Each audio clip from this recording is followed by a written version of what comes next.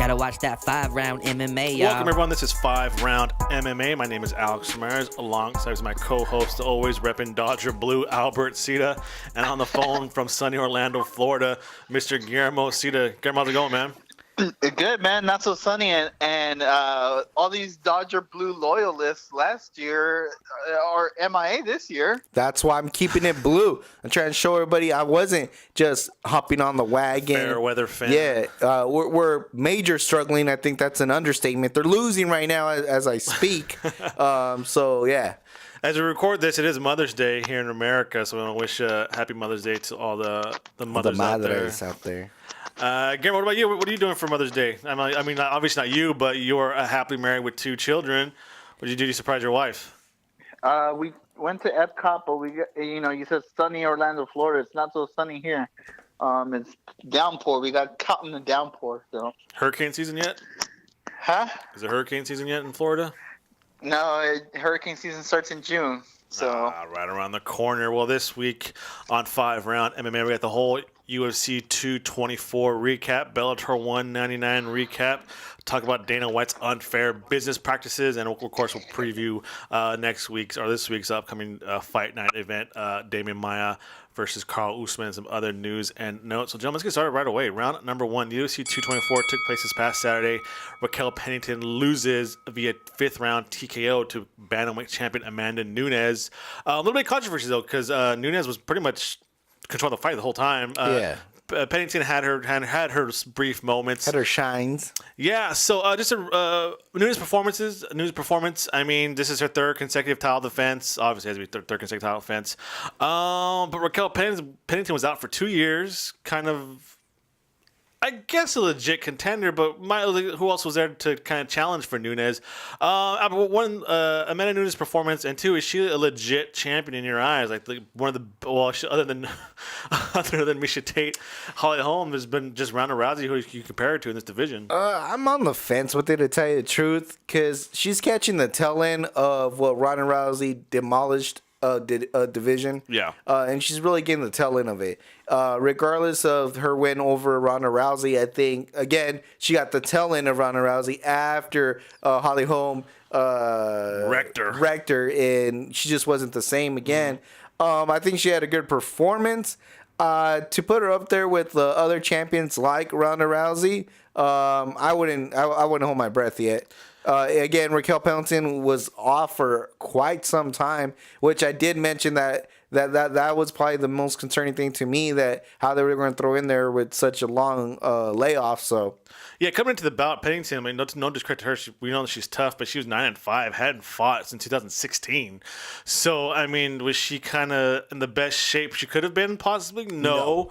I mean, but was there anybody else to fight in this division? No. But going back to Nunes, obviously she defeated Miesha Tate to win the title back in 2016, which we now know, looking back at it now, a kind of unmotivated Miesha Tate, who's already had maybe 1 foot out the door by then. She comes and she defeats Ronda Rousey, but like Albert said, a broken Ronda Rousey, defeats a very close decision against Valentina Shevchenko, and then kind of beats Raquel Pennington, who's coming off a 2-year hiatus.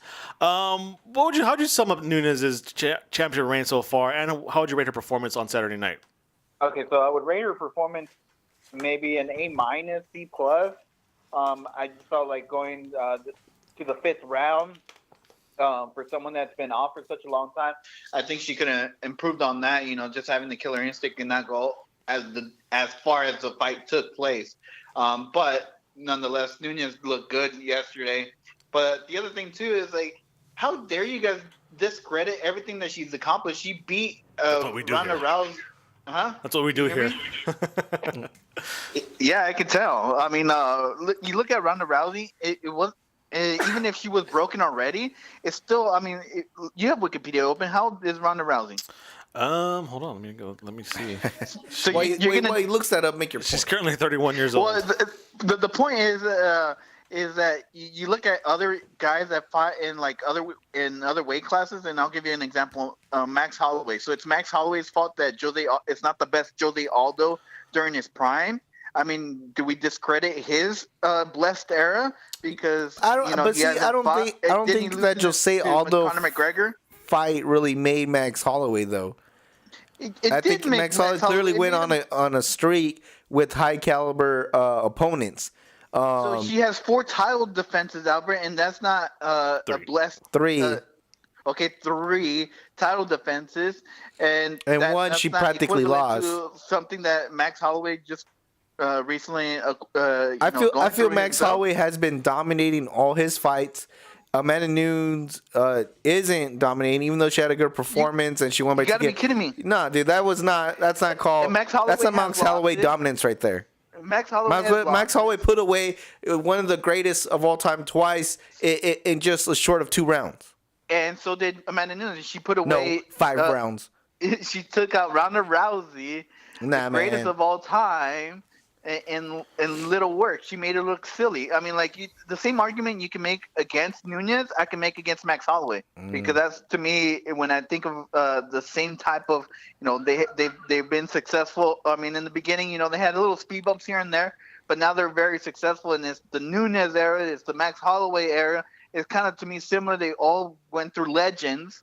Max Holloway himself as well. So did Amanda Nunes. I mean, she fought Miesha Tate. She fought Ronda Rousey. I mean, like, who else is there in that weight class? In all honesty, it's just a wave right now. I think the lower weight classes for women is kind of stacked right now because of Ronda Rousey.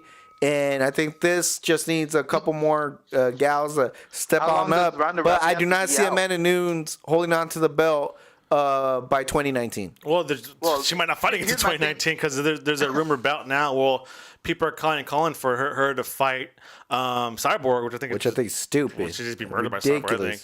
But I mean, this is kind of influx now that there's 2 divisions here, where the 145 is just basically Cyborg's division, and the 135 is kind of being forgotten by the UFC as they kind of build the 125 and 115 pounds. So we'll see here. It's interesting. I mean, this division's only been 5 years old already. So I mean, Alex, can I leave this round with just the question that Albert can answer next week? Okay. Is that at what point are we gonna stop crediting Ronda Rousey, who's no longer in the UFC for a very, very long time, of things that are still currently playing out in that weight class because of her? I mean, because she is irrelevant in that weight class now. Well, she kind of just because of her. She left a big old footprint, just like Conor McGregor still has a big old footprint in 155 and 145. I mean, because of Ronda Rousey, UFC contract scheduled to possibly make a fight this year, where Ronda Rousey might headline the next pay-per-view card for WWE. I mean, total difference, dude. I mean, but like because of Ronda Rousey, fighters like Sarah McMahon, Kat Zingano, Belfort, they're still trying to get back to that at least a title limiter fight. And all girls, I think they can beat Amanda Nunes. Yeah, so in their prime. And if anybody's wondering, you can catch Ronda Rousey on Monday nights on Monday Night Raw. I think did she show up or I don't know. She didn't go to the last Raw, but she should be here. I heard they hired all of her friends already now. So the 4 horsewomen. The 4 horsewomen are now part of WWE, so they can now look as tough as they want to look on TV and not worry about losing ever again because all of them had horrible mixed martial arts records. Not horrible, but I mean, they weren't like Yeah. Yeah. Anyway, that's it for round number 1. We're gonna come back with round number 2 and talk about the rest of UFC 224. Don't go anywhere. Welcome back. Time for round number 2. So UFC 224 also had Kelvin Gastelum defeating Jacare Souza via split decision. Mackenzie Dern and her 7 pounds overweight submitting Amanda Cooper, and of course Lyoto Machida with the front kick knockout highlight of the year. Albert, where do you want to start at? Let's start where it should start at, and that's Machida. It's going to start and end at Machida, you'll see, in this round. So this is Machida's second consecutive win. Yes. At this point of his career, he is now, almost 39 years old. He is 39 years old.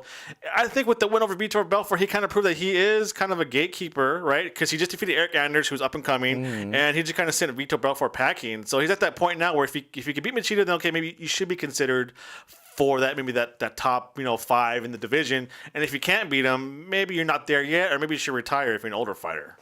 I honestly think Machida has 2 fights in him, and if he can get a big name on the next one and win it, I wouldn't even be surprised. I know there's some conflicting things that could probably happen, but I wouldn't mind seeing the Jacare Machida fight happen, right? Especially after the loss that Jacare took. Yeah. And honestly, I'd like to see him again in his last fight, be a title fight, and let's see what happens. He called out Michael Bisping afterwards. Hey, Guillermo, what do you think about Machida? Where is he at now in his career? Machida has a upcoming fight against my boy Chris Weidman coming up. I called it here first. The reason I call this fight is I think Machida has proven that he's somewhat in title contention or on a last hurrah run at this middleweight weight class. With Kelvin Gastelum, though, higher in the pecking order, I think Kelvin Gastelum is awaiting the winner or possibly fighting for the championship next. But then what really brings the question mark is that Chris Weidman has a win over Kelvin Gastelum, but Chris Weidman has not been active like a Kelvin Gastelum. So I think it will set up perfectly this run of Machida with, hey, you got to be a little bit more active, Chris Weidman, and that will be your title eliminator. And if this is the last run for Machida, I think he avenges that horrible loss because he got manhandled by Chris Weidman. I wouldn't say that. And at the same time, it will propel Chris Weidman to possibly get in title contention as well. Okay, so let's jump over now. Vitor Belfort after the loss announced his retirement. What's his legacy, Albert? I mean, because obviously there's Vitor Belfort on TRT, and there's Vitor Belfort not on TRT. I mean, of all the fighters who were on TRT, and there's a lot of them, he's kind of been the most criticized, the most scrutinized, because his transformation was the most obvious, I think. Yeah. But everybody, like Nate Diaz said, y'all on steroids, everybody's on steroids, but his is just the most polarizing. And do you think it's fair? I think it's fair, and I think that's a chance these athletes take when they do sports enhancement things. Yeah.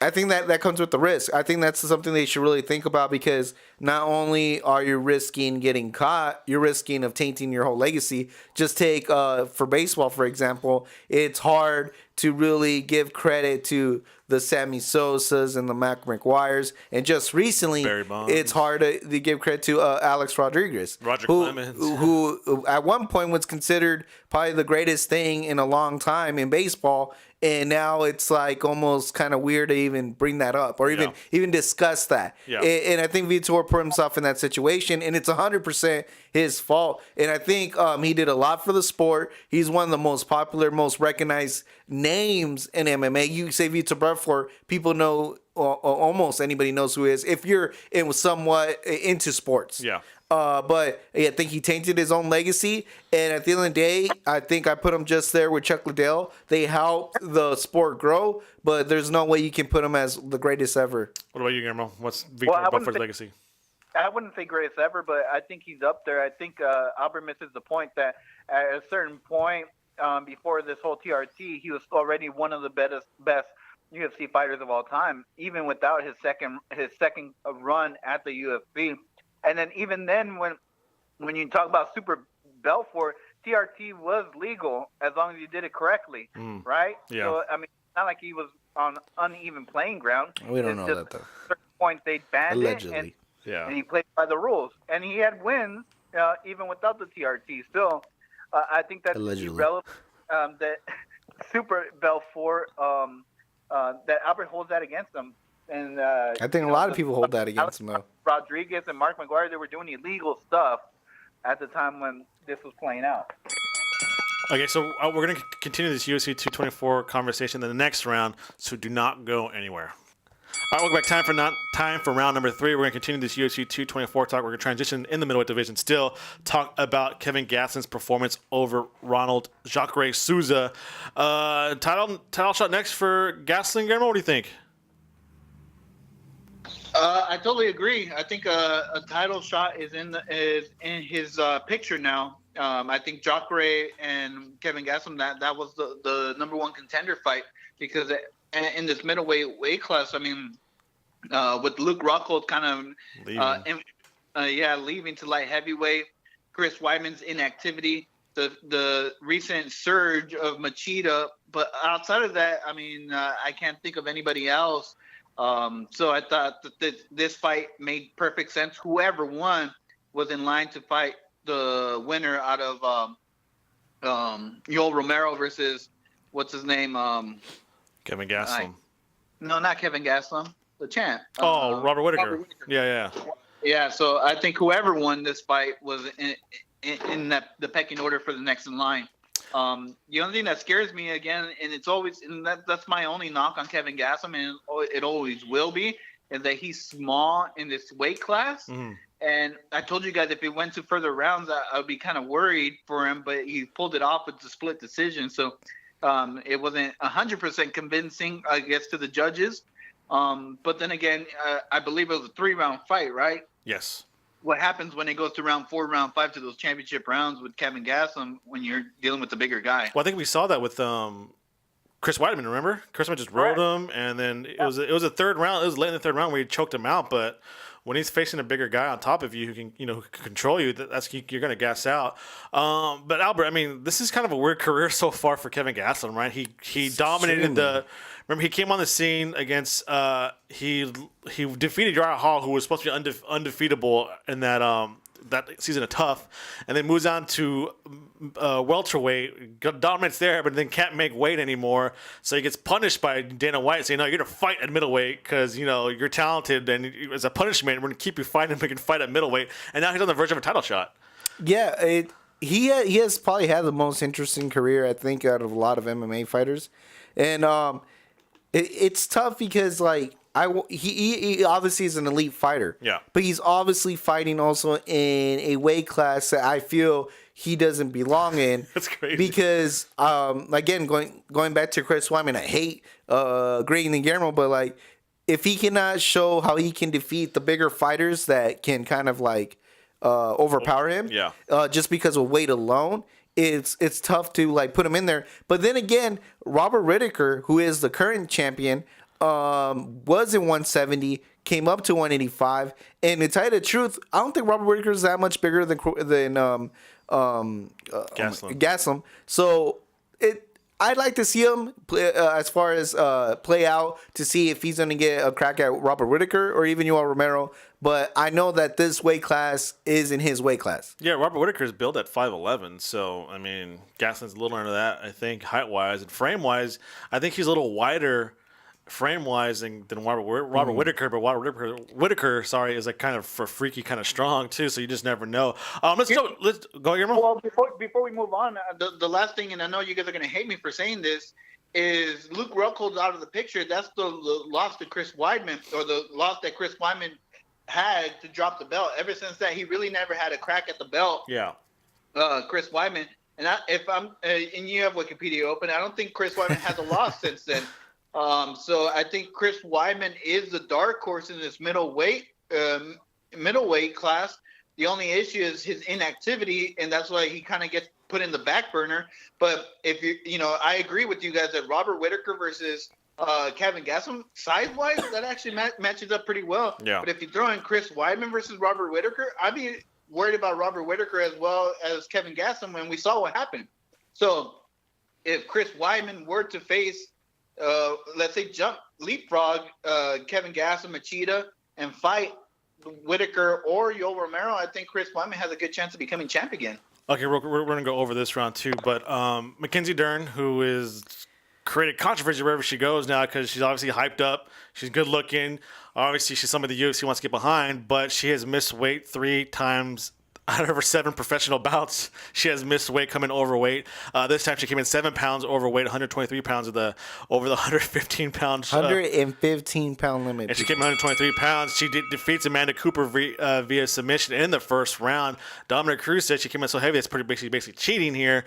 Thoughts real quick on Dern. You want to say that obviously, the women go through menstrual cycles, and a lot of time that can be an issue when you're fighting, trying to cut weight. But then when you're missing weight pretty much half the time you fight, what's going on here? She has to get the Kelvin Gastelum thing, and she needs to move up that one weight class. I mean, she's closer to that weight class anyways when she was cutting. And same thing. If she has to prove to UFC and the fans, everyone, that she's a high caliber athlete and that she can compete in that weight class, and then we can forgive her and she can make an attempt if she really wants to fight 115. But I just don't see that happening. Yeah. Guillermo, what do you think? I think that it's baloney. I mean, how can you hold Kelvin Gastelum to something similar where he misses weight class and Dana White so vocal, and you have to fight in middleweight, and you have another fighter kind of going through the same circumstances, and still I haven't heard anything as critical as he was with Kelvin Gastelum. Yeah, so we'll see. I mean, yeah, We'll see. With Dern, obviously, she's talented now. Just fight at flyweight. What's the big deal? I don't understand why her coaches or whoever, she may need to change camps or get a better nutritionist or something, or just fight at flyweight. Big deal. That's it for round number 3. We're going to take a small break and enter the championship rounds. But before we do that, I want to give a big shout out to all of our sponsors. First, with Mobilitas Mobility Tools, the best mobility tools on the planet. Durable, portable, manufacturer release products designed with more grip to help you restore muscle into its original health. They got a great line of foam rollers, roller ball peanuts, all that good stuff to get those muscles nice and loose. They have the best workout possible. Use promo code 5RoundMMA. It's number 5RoundMMA for 20% off your order.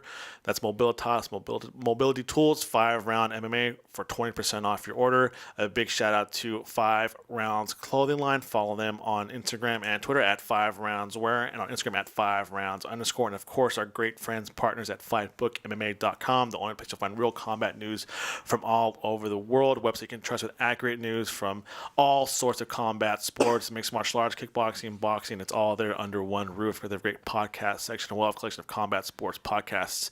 FightBookMMA.com. Bookmark it, do yourself a favor, get accurate news 100% all the time. 4th and 5th rounds coming up next. Don't go anywhere.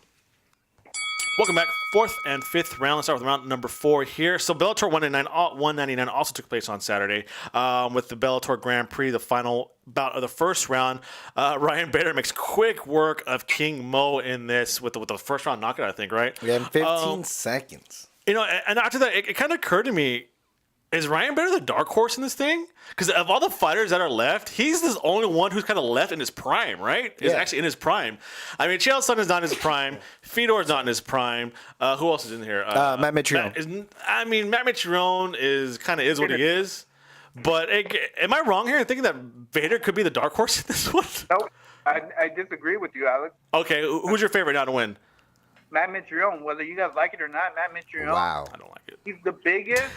If you're gonna, and Matt Mitrione beat Fedor Emelianenko, so we saw what happened. I mean, it's Matt Mitrione's to win, to be honest with you. And we know Ryan Bader has a weak chin. It was proven in while he was in the UFC. It was not proven. Machida just punches that hard. It was proven. And to be honest with you, it sounds like it is Matt Mitrione versus Ryan Bader. So you'll get a taste of that, Albert. You'll get that knockout finish of Ryan Bader. And you'll have Matt Mitrione in the final probably against Chael Sonnen, which I'm actually excited for. Guillermo misses a big key thing here, and that's wrestling. All right, Matt Mitrione hasn't faced a wrestler since coming into Bellator, and I think he's going to have his hands full with Ryan Bader's wrestling. And then when the final shows up, and it's going to be Ryan Bader versus Chael Sonnen, we're going to see who the better wrestler is, because that's what's going to come down to. That's a sexy no wrestling. That's a sexy final, isn't it? Don't get fooled by a jab knocking out King Mo, dude. That doesn't make Ryan. And don't get fooled by Ryan Bader's wrestling. Real quick, too. Let's move on. So, what is King Mo? Like, did he ever get that peak? Like, I felt like he was supposed to be a lot better than he is. Yeah, I think he was in the brink of greatness, a brink of superstardom. And he just had key fights that he had to win and didn't win. That light heavyweight championship was his to take. He gets beat by Emmanuel Newton, and then that all that goes away after a couple more fights. He ends up winning. He then gets set up to face Rampage, where this one's going to take him to the stardom loses the Rampage in a very lackluster fight. And then that kind of deflates everything. And then this was supposed to be his next run over here, and he obviously lost to Ryan Bader. I think he's just a victim of bad timing. Even before that, too, he lost to Phil Davis. After the losing to Rampage, he knocked off a bunch of wins in a row, loses to Phil Davis, and then somehow loses to Mirko Krokop over in Japan, and then beats Rampage in a rematch, and then loses to Ryan Bader. So it's kind of like, I don't know what's up with King Mo. He's always in the brink of stardom, but just doesn't get over the hump. Yeah. So, I'm going to switch over to some controversial news that happened over this week, too, is Yari Rodriguez is reportedly cut by the UFC by Dana White for super controversial for refusing to fight. He first turned down a fight between Ricardo Lamas, and then turned down another fight with I don't even know what his name is, some European fighter, Russian fighter, and then Dana White said, "You're gone. You're out of here." Despite being 10-1 main event in his last two fights, knocking out BJ Penn. he says you're out of here and you're done. I don't want to take anything with you. Is this just, Albert? Absolutely not, because Dana White caused this whole rift of fighters picking who they want to fight, when they want to fight. Dana White caused all this by allowing too many fighters to dictate how they're going to handle their championship, handle their namesake, I guess you can say. It's 100% Dana White's fault. And then all of a sudden he wants to clean it up, but he does it to the wrong fighter, I believe. Let's keep it 100% real. Mexicans are big fight fans, right? You need Mexicans for Mexicans to get excited about, right? That's why Cain Velasquez is so loved. And right now, the UFC is lacking a lot of, other than Kelvin Gastelum just won, lacking a lot of big Mexican superstars. But with that said, I'm never for fighters picking their own fights, especially when some of the fights make sense. I think the Ricardo Lamas fight made sense. The Russian one, kind of, it was kind of a dangerous bout to take, and he's also had a long layoff. But still, I'm not a big fan of that. But I just think Dana White caused this, and so I don't know why he's the one overreacting. Yeah, I mean, what did Michael Bisping do throughout his title reign? What did GSP do? Nate Diaz. All these guys, right? Yeah, Nate Diaz turns out fights left and right, but yet they're still trying to. Tyrone Woodley wants to be his own booker. Guillermo, what do you think? Okay, so I just wanted Albert to get everything out of the system. It's been proven that Dana White is against all this, so I think it's fair. I really hope that he's consistent with this, because Tyron Woodley has complained about his lackluster of, getting the fights that he wants. So you don't want to fight. I know you're the champ, so I'm just going to leave you on the booth, and I'm not going to give you GSP. Demetrius Johnson, I'm going to leave you on the Fox cards because you can't sell. I don't care what you say. If you're going to pick and choose your fight, I'm going to pick and choose when they're going to take place. I'm going to strip Conor McGregor of his belt, whether he's the best thing since sliced bread. He's still going to strip him of his title. I think now he's to the point where it's like, it's time to terminate these guys if they're not willing to fight. And I totally agree with that. I mean, if they're not willing to fight, why are they even under contract? It's like saying, hey, Albert, I want you to go out and film this event taking place. And you know what? I don't dig that type of event or whatever. Then I'm going to go hire someone else. I mean, it's plain and simple. You do it at any other job, you're not going to have a paycheck. So I just hope he keeps this consistency.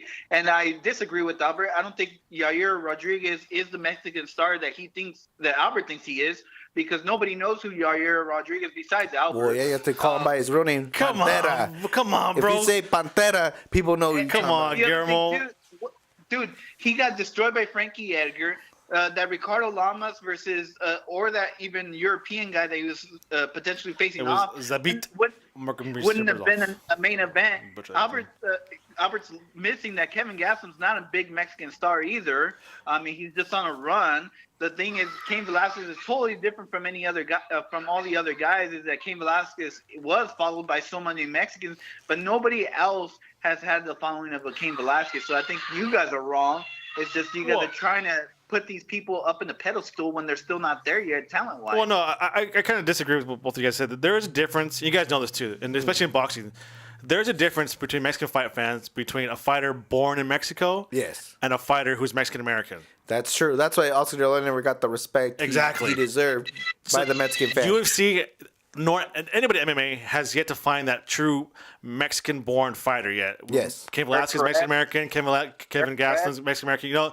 There's a difference, right? There's a big difference. And this guy could have been that Mexican-born fighter that the UFC could have built around, where they could have had that. They built that loyal fan base, and the Dana White was just on a mean. I guess he's just in a bad mood. I guess he said no, he's done. So, but good news for Yair Rodriguez. Scott Coker says he's interested in him. So why wouldn't he be? Yeah, wait. So that's it for round number 4. You guys play Eric Perez. Let's keep it real then. And he got 2. He got cut 2 now. Actually, yeah, he lost. Now he's fighting for Combate Americas now. So doing that. So that's another option for Yair Rodriguez here, though. So that's it for round number 4. We got one more round coming up. Do not go anywhere.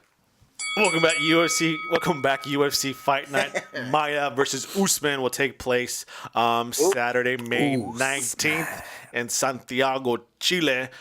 This fight was supposed to be between Carl Usman and Santiago Ponzinibbio, but Ponzinibbio got hurt. So to the rescue is Damian Maia. Said, you know what? I'll fight the very dangerous Carl Usman, who nobody wants to fight. I like it. And then co-main event is Alexa Garcelle versus Tatiana Suarez, which is, I think, a very high elite women's strawweight bout. And then the rest of the card just kind of falls as is. This card in general. If you want to look at it, go ahead. So, what's up with Damian Maia? Is this a goodbye fight for him? Because Carl Usman, who is on... Nah, this is a wonderful fight. Let me tell you why. 12-1, Usman, come on. There's like some kind of weird aura and myth that Usman is nothing but a knockout artist. But if you dig into Usman's fighting record, he's actually a wrestler. He does best wrestling. And Damian Maia being the best jiu-jitsu MMA guy ever in history, I think this plays into his benefit. I think Usman's stand-up is vicious, but I do think his bread and butter is wrestling, and if he does try to wrestle in this fight, I think Damian Maia's jiu-jitsu skills will make him victorious. And so I'm telling you right now, I'm picking Damian Maia over Usman. Hey, again, what do you think? Is it a smart move for Damian Maia, or just kind of, he's coming off the loss of Tyron Woodley and your boy Colby Covington. So is he just trying to stay active, maybe stay in the good graces of the UFC? Because they love it when fighters kind of, step up last minute. The Dana White proving whatever, he loves that. So. Yeah, I was gonna say. So we talked about Yair Rodriguez in the previous round. This is the round where we talk about how guys get into Dana White's good graces. So Damian Maia is taking this, hey, I'll take this fight short notice, and I'll make a main event in Chile against a dangerous guy.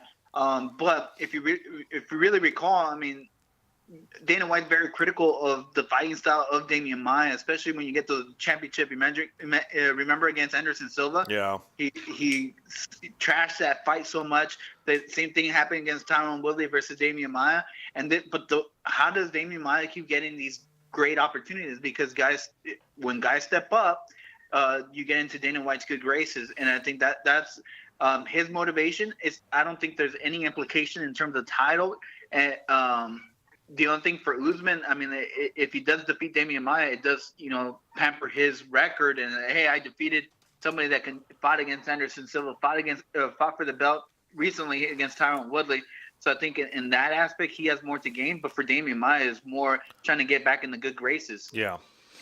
Okay, let's jump down to the co-main event now. Tatiana Suarez, who's a strawweight winner of the Ultimate Fighter 23 season, takes on Alexa Garcelle, who is another Mexican-born fighter the UFC is trying to get behind here. She had a little bit of a hiccup when she lost to Felice Herring, but came back and defeated Ronda Marcos via split decision here. She kind of started off with a bang. Now she's a little bit cooling off here as she kind of faced tougher opponents. This is kind of a two up-and-comers in the division, right, Albert? Yeah, but I do think all the person that has everything to lose is still Garcelle. Yeah. I think there was super high hopes for her, just like... she missed weight, too, the last fight, too. Yeah, she did. Just like all the other women fighters that Dana White seems to enjoy pushing, and somehow they never really... they didn't really turn out the way I think everybody wants. So I think she has a lot more to lose. I really do think she needs to start establishing herself before she gets forgotten, because I think a lot of people might have already forgotten her and why people were even interested in the first place. But you'll see the posters and you'll see why people were interested in the first place. Hey, real quick, too, before we end this round, Guillermo, who do you got, 50 Cent or Rampage Jackson? Dude, who cares, dude? I hope this fight never even takes place, to be honest. Good, Rampage Jackson Wouldn't that be knock great? him out, and bro. Bellator, Scott, and he was there this past weekend too. Scott Coker said it was just a friendly meeting, but my God, can you imagine? Even Rampage seemed kind of. He's like, I don't know what's going on. Why'd you call me out for? Yeah. I just we're getting to a point where it's like celebrity death match, but instead of claymation, we're actually getting it. Let's get Shia LaBeouf in there, which is embarrassing. If I'm a MMA fighter, I think it disrespects everything that I work for. Hey, case in point, CM Punk in the UFC. If they can do it, Bellator can do it too. So might as well. You can't, James Toney. Come on now. And Guillermo, if someone wants to go catch some hands, let him catch them hands, though. Let him catch them hands. My thing is, Tony was a boxer, Alex. 50 Cent came out and freaking rapping, and he's not even good at that anymore. CM Punk came out from wrestling. Come on. And he wasn't even good at that. Exactly.